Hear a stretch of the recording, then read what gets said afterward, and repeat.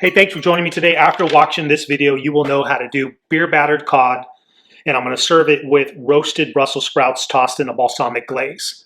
So let's get started. The ingredients for today's recipe are some cornstarch, some egg whites, salt, baking powder and baking soda, white pepper, and some black pepper.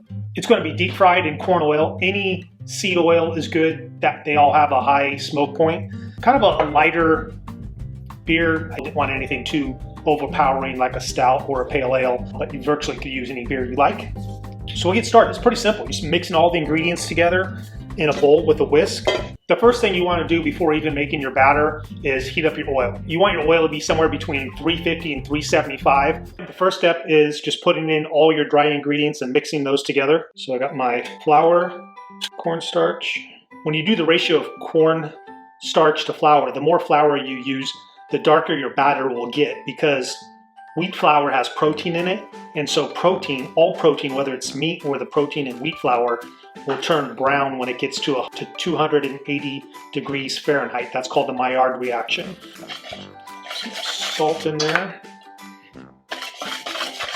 baking powder, baking soda, white pepper, black pepper. So you really want to make sure your dry ingredients are mixed up well. Now we'll mix in our beer, mix in our egg whites. You basically want to mix it just until it's incorporated. So now I'm patting the cod to make sure it's nice and dry. I'm going to salt and pepper the cod, then add a little flour. Because the fish is, a little moist, you add flour, the flour sticks to the fish. Then the flour is dry, and therefore when you dip the floured fish into the beer batter sticks to the floured fish. So wet sticks to dry, then dry sticks to wet. I generously put some flour on my cod. Now I am putting the fish in the beer batter. This is the same beer batter I used to make the deep fried asparagus. It's a great one to have in your repertoire because it goes well with so many dishes. And now you'll cook it for about 5 minutes.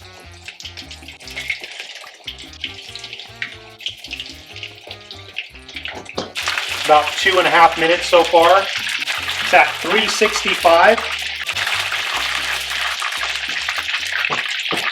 So there you have it. Now you can make deep fried cod with some Brussels sprouts. Go do this. Go cook with somebody you love.